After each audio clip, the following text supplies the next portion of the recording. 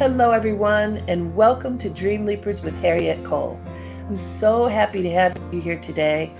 We have a very interesting show, a serious show. We have a guest who has spent many years looking at our history and learning things that I think you will find fascinating. Let me tell you about her and her book and bring her on. She is Dr. Lisa Biggs. She's an assistant professor at Brown University in the Department of Africana Studies, Rites and Reason Theatre. And she recently released this incredible book that is called The Healing Stage: Black Women, Incarceration, and the Art of Transformation. In this book that is just rich with history and stories and information, Dr. Biggs examines theater programs in the United States as well as in South Africa that work primarily with incarcerated women. She's here today to tell us more about her book and her initiative. So please join me right now in welcoming Dr. Lisa Biggs. How are you? Oh, I'm good. Thank you so much for this opportunity. I really appreciate it. Absolutely. So first I have to ask you, how many years did you work on this? Because there's so much Ooh. research in this book. It's like, woo!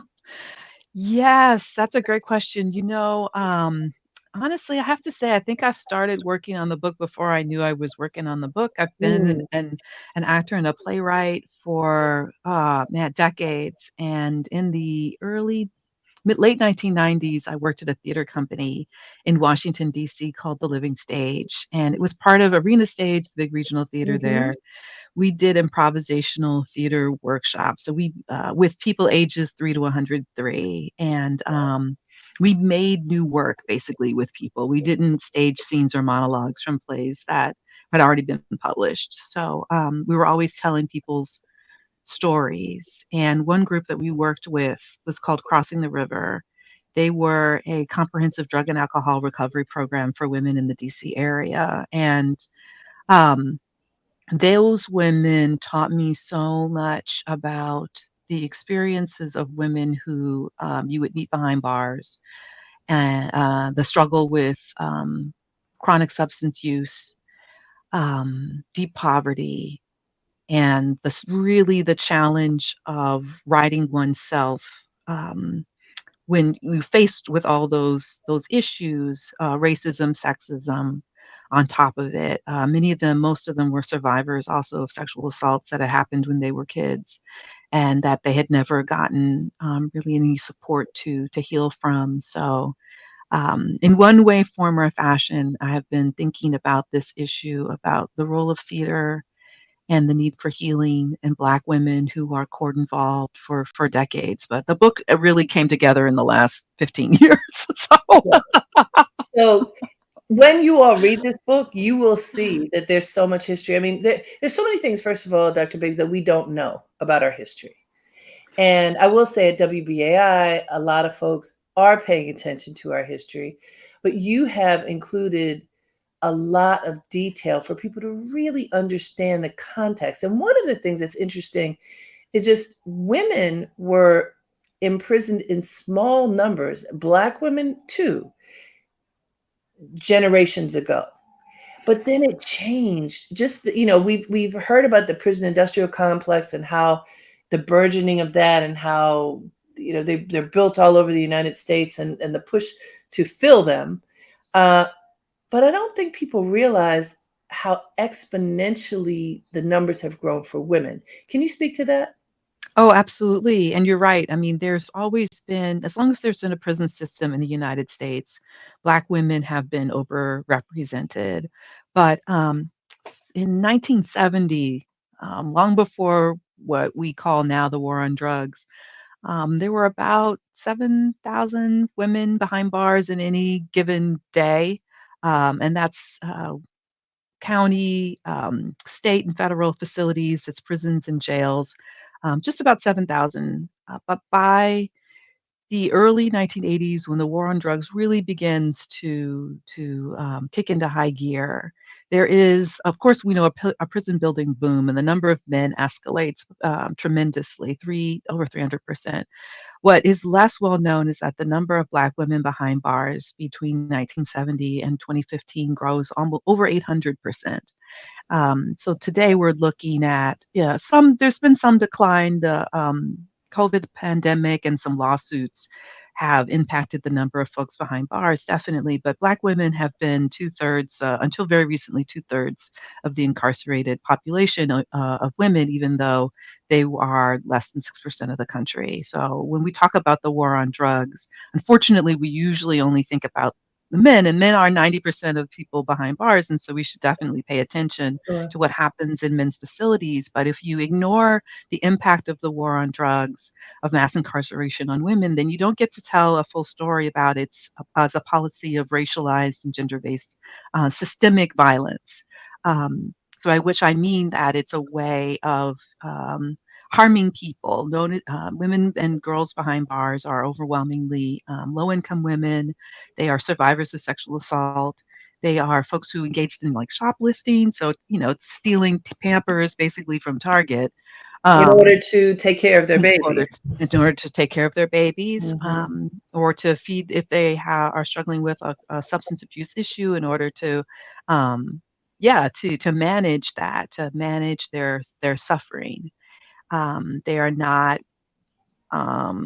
pick a stereotype, whatever your violent criminals. Of course, there are a number of people who have harmed others, but overwhelmingly women behind bars. They're single moms of young kids, and they are low-income women of color, and they have been out there shoplifting and doing sex work in order to survive, and managing their socioeconomic economic situation and their pain through substance Right. use. So, Which is so incredibly sad. Now, what you also talk about in the book is what it amounts to hope, that theater in within the prison system that is brought in, or however it has emerged, has helped to bring some dignity to women who are incarcerated, that has helped them to explore their stories as human beings and not as objects or diminished characters. Can you talk about the impact of theater within the prison system? oh, absolutely, and thank you for that question. I mean, that's really the heart of my book, The Healing Stage. It's about theater programs for incarcerated women, 3 sites in the United States and 1 in South Africa. And I got interested in this, as I said, because I'm a theater artist who had the opportunity to work with some women who were in some pretty dire circumstances, and learn from those women that the opportunity to tell their own stories was essential to their healing process. So it turns out that of course, that there have been arts programs in carceral facilities for a long time, but they have not always done that kind of work, created a space for women to tell their own stories, and to reflect upon their circumstances and speak back to the system. At times, it's been more used as a tool in order to, teach them to act a particular way. Right. But at the sites I look at, women are really trying to dig down and understand the big story about what happened, to land them behind in prison or in jail. And so they become spaces, because it's improvisational theater, we're making up their own stories, where they can, yeah, write about what they know, and in that process of sharing, they come to realize that they're not the only one.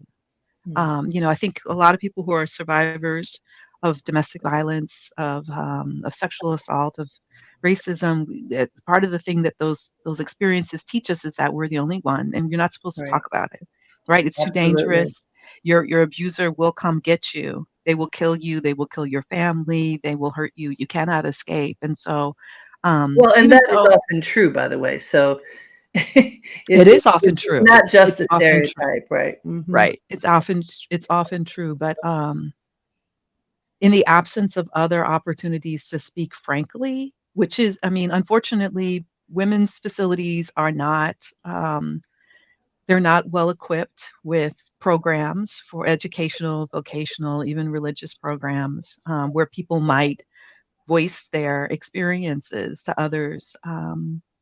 But there are in some sites in which, in the absence of other kinds of support, or really of care, the arts programs are those spaces. And so the facilitators, they don't ask people to disclose what happened to them. Mhm. It's not about confession. It's not about, trauma porn. It's really the spaces they invite people to, respond to any number of often innocuous prompts. A picture of a picket fence and some butterflies. Mm. But women really want to tell these stories. The stories are killing them. The secrets are killing them, Right. and Well, they here's want a to get them question, out. Dr. Biggs, because when just for anyone who gets involved in theater, especially improvisational theater, a lot gets unlocked in you when you're doing this work. But there's a freedom that comes even if you don't recognize that that freedom is kind of creeping into your being and allowing you to breathe better and see better. Mhm. What happens to these women when that happens? Here they lay their souls bare. Is I know I read in your book there's a catharsis that often happens for them when they're on stage and they have an audience and they receive love as a result of sharing their stories, but they're also open up. Is there in the aftermath therapy or other kinds of support that these women may receive after opening their hearts like that? No, unfortunately, Mm. not in an American or South African facility. No, you go back to your cell. Wow. But I think what does happen though through the arts programs, the theater programs, is that women in the group, they become a new kind of support for each Mm. other. And I know there's often this stereotype, like, okay, you go to prison, you come out a better criminal. But if you that does not have to happen if people are engaged in valuable, like life affirming, productive, dignified work of some Mhm. kind. And I'm then that can and the theater programs at the sites where I look at, they are those outlets. And so women create new networks of self-care in the absence of other kinds of support. I mean, certainly you can eventually get on a list in many facilities to be able to speak with a mental health counselor. But the women that I work with, many of them are serving life and they are never going to get on Mhm. that list, right? Because there's no hope for them to get out. The women who are doing, if you're doing 20 or 15 years, even 5 years, you're not going to be able to speak with anybody until you're pretty close to Yeah. toward Right. release, right? And so, but who are you in the meantime? Mhm. And that's the place where these arts programs step in because they say, on stage, off in the workshop process, that you are a human being of value, that Right. certainly something has happened to land you here. But as theater artists, we're not responsible for adjudicating right or wrong. Right. Instead, we want to invite you into a conversation about the bigger human experience. And in that process, people, yes, as you said, they have a sense of catharsis. They Mhm. have a renewed sense of like hope, of integrity. They realize that they are not alone. And most importantly, they have something vital to tell other people. Um, on stage and off. I mean, I've seen women who were highly educated, college degrees, be in the same workshop with someone who was basically functionally illiterate and say to them, you know what, I'm going to teach you how to write and do it. Right? Or women who, were up for parole, not sure what to say, not sure how to act, not sure how to communicate with the victim or survivor if there had been violence done. You like take each other under their wings. And there's one woman in particular, in one site that I worked at on the Gulf Coast. Um, Her name in the book, I have to use pseudonyms in order to protect people's identities, but Ava, did more than 50 years in her Mm. facility for a robbery that went wrong. And she was not the trigger person. Let me just say, she was not the trigger person, but she did, after about a couple decades behind bars, she escaped. And then she was brought back. Right. And even though the men who were tried along with her for the initial crime got out, she did several extra decades as Ooh. punishment because she escaped. Well, in all that time, she did every other program you could imagine at her facility. And for 20 years, she did the drama club. And in that time, she was able to share these critical messages, lessons with other women who were doing shorter bids. 5 years, 10 years, 15, 20 years, because she was looking at a life sentence Oh my God. by that time. And so, and yes, she could have told some of the, shared some of this information with others through other means, but she picked the theater because it gave her a little bit of a window, the playful frame of the arts. Oh, Right. I'm just doing a character. I don't really mean what that's my character. You can Right. always have that playful frame. And so if you really want to talk about domestic violence or violence in the facility and how to negotiate that, how to be in conversation with your kids, how to talk to a victim or survivor of a crime if you've done harm. The theater can be an essential way Right. of doing that because you need that mask. You can't, there's a lot of things you cannot say behind bars, but you can as an actor say on Ah, stage. very And good. so that's what they do. So it's, that it's a way of ending the silencing that they have been subjected to. It's a new way of coming to voice and building a new kind of really deeply life affirming and supportive community that teaches you you're capable of so much more than what people told you when you were growing up. If you were out on the streets, if you were engaged in sex work, if you were struggling with addiction and never got any help, if Hmm. you were in a domestic violence situation, if you have done harm to others, and certainly from the officers who you're dealing with every day. They want you to know that you're not anything, that you're Right. nothing. And And the this theater helps you to know program. differently. Let me Mhm. remind folks, you are listening to Dreamleapers with Harriet Cole, and we're talking to author Lisa Biggs. She's the author of The Healing Stage, Black Women, Incarceration, and the Art of Transformation. It's a really powerful book with tons of facts and stories and information about something positive that happens for women, particularly Black women in the penal system, which is not meant to support us, but these theater programs have emerged and are really helping them to just lead a different life. Now, what's so great is that Dr. Biggs is offering 5 copies of The Healing Stage to you. Yes, to you, as a gift for giving to our beloved radio station, WBAI. So, this, we're completely listener sponsored. And therefore, the listeners, those people who are listening right now, we need you in order to ensure that we stay on the air. I think this is our 62nd year on the air, telling stories of truth, telling stories of evolution and revolution and transformation, just like this book, The Healing Stage, Black Women, Incarceration, and the Art of Transformation. If you would like to have a copy of this book, you can make a donation to WBAI in the amount of $70. And with your $70 contribution, we will send you a copy of The Healing Stage.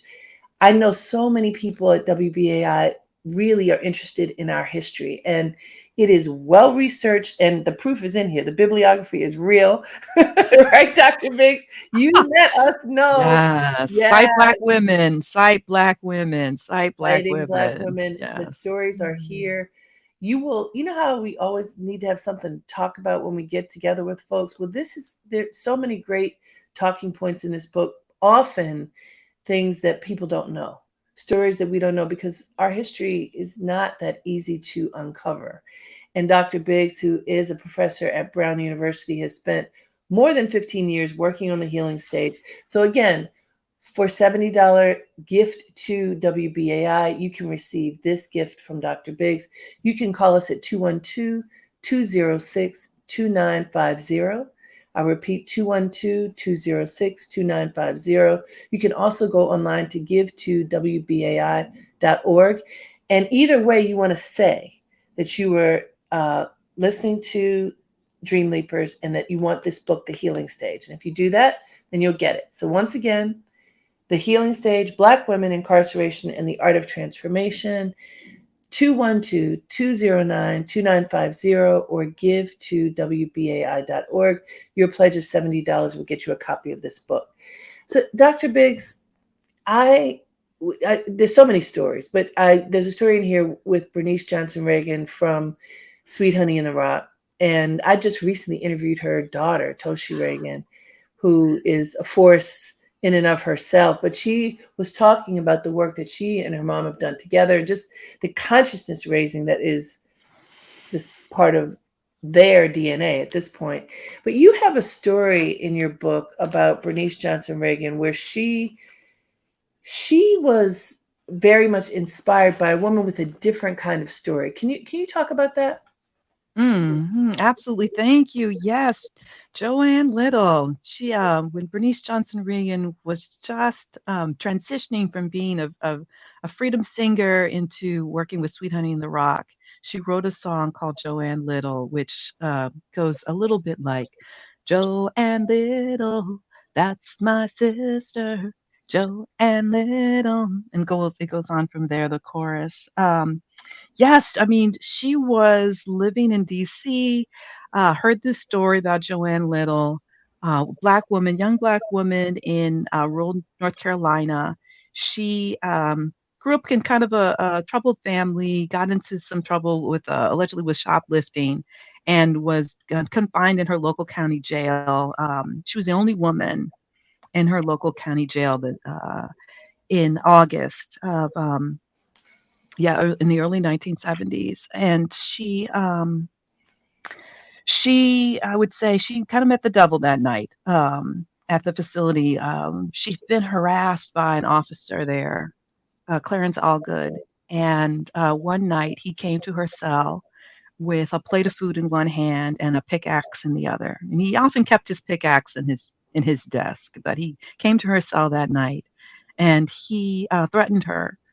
And the next morning, his body was discovered in that cell with his pants down, and there was her nightgown hanging in the cell, and she was gone.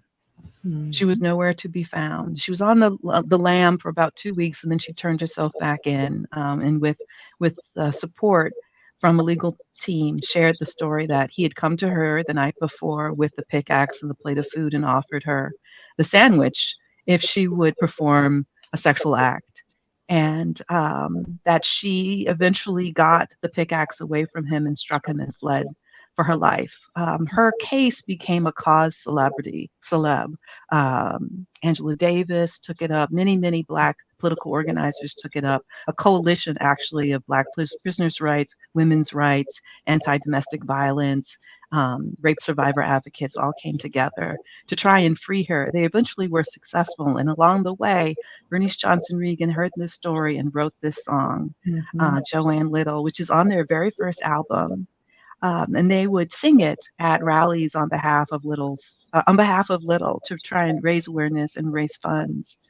And so I consider that song, which became an anthem for the Free Joanne Little movement, as a beautiful example of how artists can use their talents in order to raise awareness about a pressing issue, but also to teach people. I mean, the song is really about how Bernice Johnson Reagan came to understand that she, as a woman with her background and experience, a legendary, iconic civil rights organizer, that she actually had a lot in common with Joanne Little, and that she could raise her voice in support of her sister. And I think that's one of the big lessons that I learned in researching the book, that now we think post Black Lives Matter organizing and say her name, that we've done a much better job as a community of saying, like, when we mean Black Lives Matter, we mean all Black lives matter, all Black lives matter. And so that means that the people who have done wrong,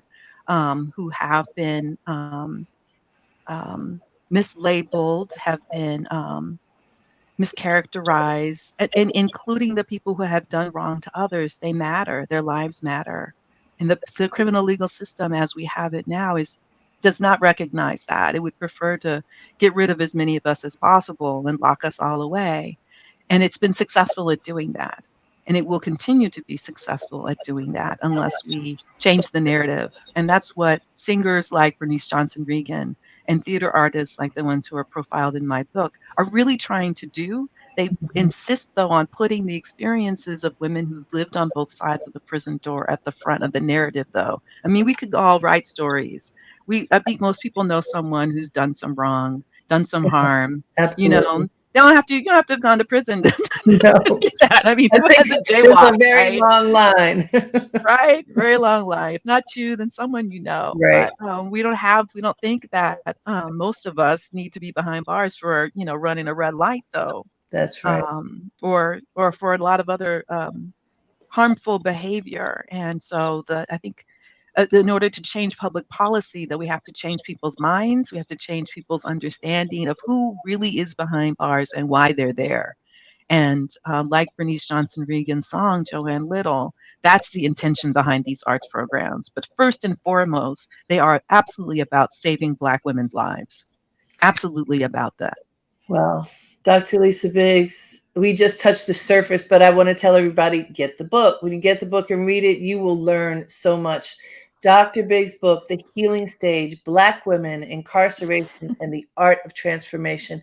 Congratulations. It's a tremendous amount of work. I can tell you put your heart and soul into it. And we can see from reading the book that the heart and soul of these women, that they're respected through these programs. And we certainly appreciate your sharing them with us. Thank you, Dr. Biggs. Thank you so much. And thank you, everyone, for tuning in to Dreamleapers with Harriet Cole. If you would like to get a copy of The Healing Stage for a gift of $70 to WBAI, this book can be yours. Please call us at 212-206-2950 or go online to give2wbai.org. You can ask for The Healing Stage, make your contribution of $70, and this beautiful book can be yours. Thank you for joining me this week. Until next time, have a great day and make it count.